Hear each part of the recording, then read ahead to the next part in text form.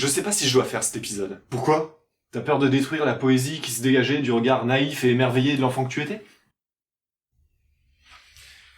Ouais, sérieux, hein? Ah, non, j'en ai rien à branler. C'est juste que Harry Potter, c'est un putain de psychopathe. Il y a de fortes chances pour qu'il essaie de nous violer. Quoi? C'est toi qui as fait ce truc moche? Peut-être que je devrais te brûler jusqu'à ce que tu meurs? Haha. Au début de Harry Potter, il y a des effets spéciaux en ombre chinoise.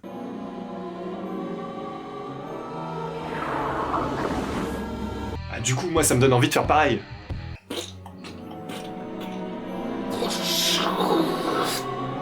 Ah, tu croyais que j'allais me transformer en humain? Eh ben non, en fait, je suis un lapin magique, fils de pute! Harry est donc un orphelin maltraité par son oncle et par sa tante, qui, dès l'âge de 11 ans, fixe les gens de façon inquiétante. Quand nous sortirons, nous t'achèterons 2 autres cadeaux. Mais dans le fond, tu sais que Harry, c'est un bon gars sur qui tu peux compter.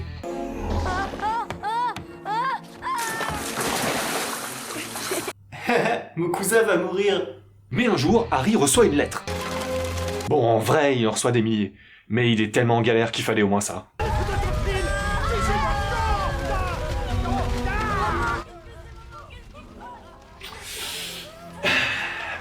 Tiens Harry, je te fais pas mal. Bon, malgré ça, il arrive pas à en lire une. Et son oncle et sa tante l'amènent à l'écart pour ne pas qu'il en reçoive d'autres. Mais ils reçoivent la visite d'un gros barbu. Tu es un sorcier, Harry. Qui nique la vie de son cousin gratuitement. Il va faire ses études dans la meilleure école. Le gosse a 11 ans. Il a faim. Il mange. Bah pour Hagrid, c'est un motif suffisant pour le ralouffer. Puis c'est là que tu sens que Harry a des problèmes. Le rire sans vie. La pupille qui frétille. Hagrid l'amène donc dans une galerie marchande magique pour acheter des trucs de sorcier. Tu vois, Harry, je t'avais bien dit que t'étais célèbre.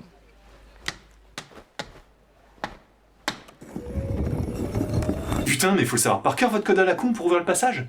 Mais c'est méga chiant. Puis pour rien, le truc à l'arrière d'un bar dégueulasse. Ah, Hagrid, comme d'habitude, je suppose. Y a que des mecs chelous. T'as l'impression d'être dans un squat de gens qui se piquent. Mais les gens doivent se gourer sans arrêt, le barman doit plus en pouvoir qu'on lui demande. C'est en haut d'abord. Laquelle? Plutôt à gauche ou plutôt à droite? Plutôt à gauche.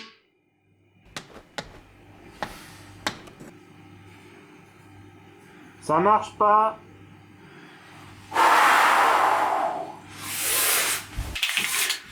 J'aurais dû faire ça il y a 40 ans. Voilà. De toute façon, on s'en branle, faut une baguette magique pour entrer. Du coup, Harry se retrouve à Poudlard, l'école des sorciers, et le vieux directeur Dumbledore les accueille avec un discours. Bon, comme le discours est un peu long, je vous ai fait quelques coupes anodines. Les premières années doivent savoir qu'il est formellement interdit à tous les élèves de pénétrer notre concierge, Monsieur Rusard, à moins que vous ne teniez absolument à mourir dans d'atroces souffrances. Et on leur explique le fonctionnement de l'école où les gosses sont répartis en 4 groupes. Les Gryffondors, les Serres d'Aigle, les Serpentards et les Poufsouffles. Ce qui ne sert à rien dans le film, si ce n'est à apprendre aux gosses le communautarisme. Grossièrement, les gamins cool et courageux, on les fout chez Gryffondor. Ceux avec une tête de méchant, on les met chez Serpentard. Ceux intelligents, ils vont chez Serres d'Aigle. Et ceux nuls... Poufsouffle. Dont l'emblème est un blaireau. Ça craint. En vrai, t'annonces à n'importe quel gosse qui va à Poufsouffle. Le gosse, il pleure. Sa vie va être nulle. Pouf souffle. Encore une qui va rater sa vie. Donc l'année commence, et c'est à ce moment-là que mon avis s'est fait sur Harry. Il est con. Œil de lapin et ballon gomme, change ce verre d'eau en verre de rhum. Qu'est-ce que Simus cherche à faire avec ce verre d'eau? Le changer en rhum. Putain, mais fais un effort, Harry. Y aura rien dans ta vie de plus explicite que cette formule. Va falloir que tu te battes dans la vie. Voilà le courrier.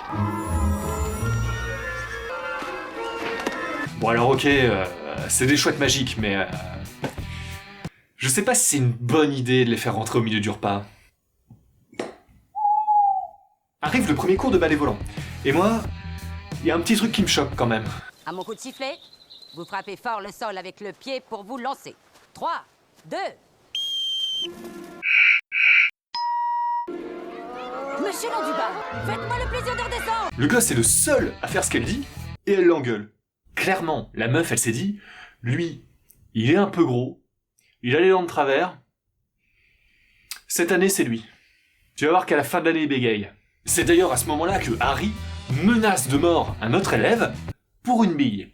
Donne-moi ça, Malfoy, ou je te fais tomber de ton balai. Non, mais c'est des paroles en l'air pour lui faire peur, là, il est pas sérieux. Oh, vraiment? Ah d'accord, le gosse est un malade.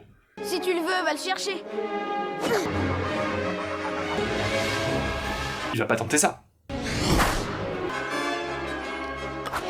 Le mec est barjot, Il va finir tétra et tuer des gens pour une bille, ce gros con. Fermez-le. Alors, la vieille McGonagall, la genre de prof principale de Harry, a tout vu, et, très pédagogiquement, se dit que un gosse prêt à tous les sacrifices pour attraper une bille, c'est exactement ce qui manque dans l'équipe de balai volant de Gryffondor. Du coup, elle lui fait intégrer l'équipe, et puis on lui explique les règles. Le Quidditch a des règles assez simples. Il y a 3 sortes de balles. Mais qu'est-ce que c'est? Ouais, vas-y mec, montre-moi tes boules. Vient le cours d'enchantement avec le professeur Flitwick. La capacité de faire voler des objets. Alors, je sais pas comment était ta classe de 6ème, mais moi, si j'avais eu un prof avec cette dégaine-là, ben, il aurait eu besoin d'un garde du corps. Surtout que le gars a une salle énorme à gérer, et que les gosses sont armés. Parce qu'avec leur bout de bois, là, ils peuvent tuer des gens et foutre le feu. En plus, il les prend pour des cons. Souvenez-vous de ce délicat mouvement du poignet que nous avons appris. Tourne et on abaisse. Et prononcez Wingardium Leviosa. On tourne et on abaisse. Wingardium Leviosa. Putain, ça va, les gosses, ils ont 11 ans, ils sont pas en maternelle. Ils vont torcher ça en 5 minutes. Wingar Leviosa. Mais qu'est-ce qu'il fait puis lui, là, il fait quoi? Mais c'est pas normal, ça. Mais ils ont tous des soucis, ces gosses. Non, mais là, clairement, c'est des enfants qui ont des problèmes. Ils ont besoin d'accompagnement. Tu peux pas juste foutre un nain avec une coiffure telle que celle-ci dans 400 mètres carrés avec 50 gosses comme ça, armés. C'est un drame éducatif auquel on est en train d'assister, là. Conclusion. Monsieur, il a fait pipi. Monsieur. Bon, alors déjà que les gosses sont partis pour en chier plus que la moyenne, en plus, t'as des escaliers qui essaient de les tuer. Mais que font les dirigeants de l'école? Puis Harry, il est trop con lui aussi. Au lieu de dire que c'est l'escalier qui l'a amené là, lui, il part se cacher. C'est le 3e étage. Il est interdit. C'est la chatte de Rusard. Courez. On va se cacher derrière cette porte. Allô, Mora.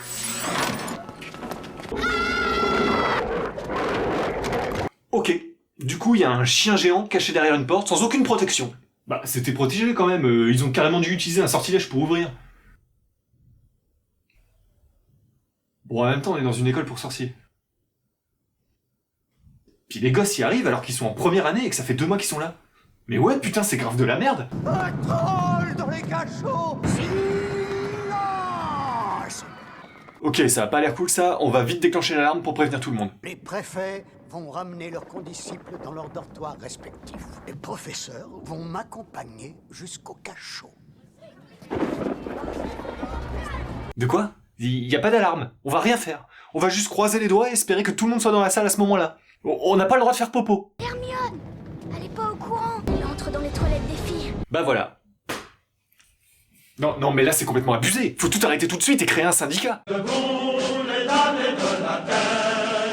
Premièrement, une alarme. On se souvient tous de Claude. Depuis qu'il s'est fait écarteler par un troll. Des escaliers qui ne bougent pas. Le monde va changer de base. Délicat d'annoncer à la famille que, pas de chance, l'escalier a bougé. Il fera plus attention la prochaine fois.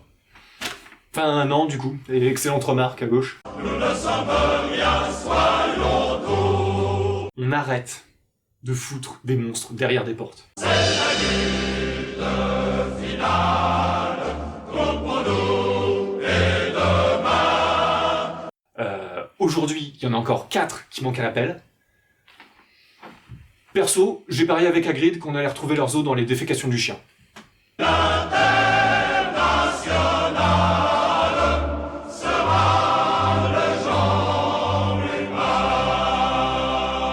Bref, les gosses ont du bol et arrivent à assommer le troll. Bon, du coup, Hermione leur explique qu'elle était aux chiottes pendant le repas. Oh mon Dieu! Mais expliquez-vous tous les deux. Eh bien, ce qui s'est passé, c'est ma faute, professeur McGonagall. Comment ça? J'étais partie à la recherche du troll. J'ai lu plein de choses sur eux. Je croyais pouvoir m'en occuper toute seule. Mais elle est trop conne celle-là! Mais pourquoi tu mens? Mais ça sert à rien, tu te mets juste dans la merde pour rien là! Putain, puis Harry et Ron doivent rien comprendre à ce qu'elle fait. Ok, je crois que j'ai pigé, je vais rentrer dans son jeu. Ouais, et en plus elle a dit que vous étiez une vieille pétasse!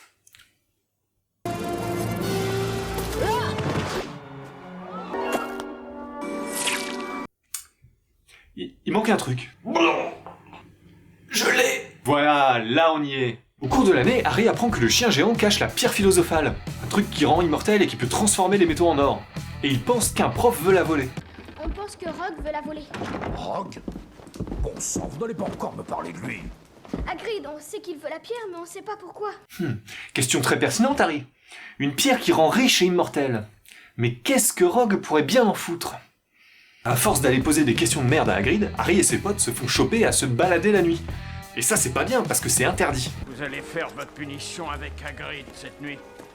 Il a un petit travail à faire. Dans la forêt interdite. Attends. Du coup, pour les punir d'aller voir Hagrid la nuit, on les oblige à aller voir Hagrid la nuit, mais dans un endroit super dangereux où ils ont pas le droit d'aller d'habitude. Je comprends pas l'objectif pédagogique de cette école. Ça, c'est du sang de licorne. J'en ai trouvé une morte il y a quelques semaines. Celle-ci a dû être gravement blessée par je ne sais quoi. Il va falloir qu'on retrouve cette pauvre bête. Ron et Hermione, vous venez avec moi. Harry, tu vas avec Malfoy. Ok, du coup le plan c'est d'aller chercher le gros cheval de 2 mètres de haut avec une corde pour empaler, lui-même recherché par un truc capable de tuer des gros chevaux de 2 mètres de haut avec une corde pour empaler, et on va faire 2 groupes. Ok. Il a consulté quelqu'un, Hagrid, avant d'élaborer sa punition? Ah, et pour la punition, est-ce que je peux... On vous les confie de nuit, vous faites ce que vous voulez. D'accord. En tout cas, je voulais vous remercier de pas m'avoir renvoyé après qu'on les ait chopés chez moi la nuit. J'étais quand même le seul adulte responsable dans cette histoire. Mais c'est bien normal, mon petit Hagrid. Si on avait dû renvoyer tous les profs qui emmènent des gosses dans leur bureau la nuit, hein... Bref, ça part en couille, mais ils s'en sortent tous quand même et ils rentrent chez eux. Mais du coup, Harry apprend qu'il y a un espèce de fantôme de Voldemort qui est caché dans la forêt et qui attend la pierre philosophale. Et à un moment, ils sentent que Rogue est sur le point d'aller la chourer. Alors il va prévenir des gens qui les croient pas, mais ils insistent pas trop, et ils décident d'aller lui péter la gueule tout seul. Voldemort? Je lui ai déjà niqué sa mère quand j'étais bébé. Maintenant que je fais caca tout seul, je vois vraiment pas ce qui pourrait nous arriver. Donc Harry finit par se retrouver devant lui, mais en fait, c'est pas Rogue, c'est un autre mec avec Voldemort collé derrière la tête. La conversation s'envenime, et il essaie de tuer Harry à la main. Parce que la magie, bon, on en dit beaucoup de choses, mais c'est pas si pratique que ça. Mais Harry le brûle à mort, et tombe dans les pommes. Alors au début tu comprends pas trop comment il a fait ça, mais Dumbledore vient lui expliquer que c'est grâce à... L'amour. Sais-tu pourquoi le professeur Quirrell ne pouvait pas te toucher? À cause de ta mère. Elle s'est sacrifiée pour te sauver. Un acte de ce genre laisse sa marque. Ah, un paquet de dragées surprises. Ah ok, on en reste là. Bah du coup je résume. Harry est un orphelin élevé dans un placard. Il a failli mourir genre 5 fois cette année. Et il a fini par tuer un prof dans une cave en le brûlant à mort. Non mais au minimum tu l'envoies vers le psy pour enfants, même juste vérifier 2-3 trucs. Là Dumbledore en a rien à secouer. Ne vous inquiétez pas, j'ai toujours su parler aux enfants. Allez Harry, pense à ta mère qui t'est née et qui est morte pour toi. Non pis sérieux, Harry s'en bat les couilles complets aussi. Il fait flipper ce gosse. Tu n'es pas un peu... choqué par le fait d'avoir tué ton professeur en le brûlant jusqu'à l'os? Non, ça va. C'est pour moi tous ces bonbons. Alors, c'est peut-être moi qui surestime le truc, hein. Mais l'équivalent dans ta vie, c'est ton prof de techno de 6ème qui t'a coincé dans les chiottes pour te violer. Et toi, tu t'en es sorti avec un bidon d'essence et une allumette. Et ça, moi, c'est pas le genre de problème que je réglerais avec un bounty. Pis t'as Harry qui a brûlé un prof dans une cave, et le monde entier s'en branle. Pas une enquête, rien. Il a pu se passer n'importe quoi dans cette cave, Harry raconte ce qu'il veut. Bon... Si on avait dû ouvrir une enquête à chaque fois qu'un élève avait brûlé un professeur, hein... Tu crames un prof, et rien. T'as la famille, le directeur, les services fiscaux, tout le monde s'en fout. C'est open bar.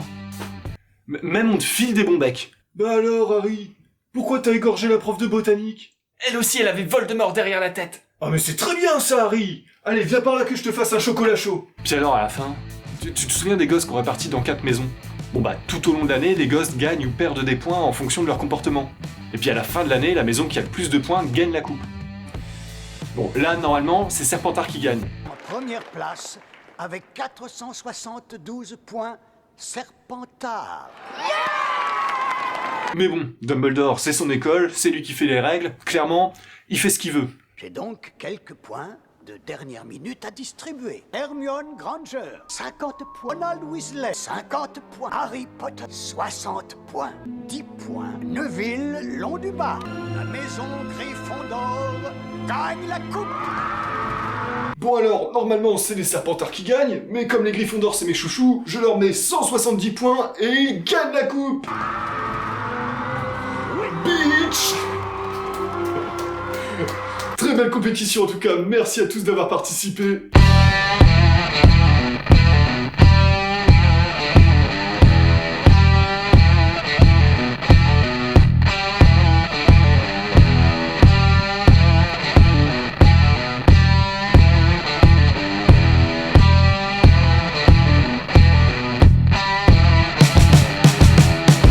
Ça marche pas.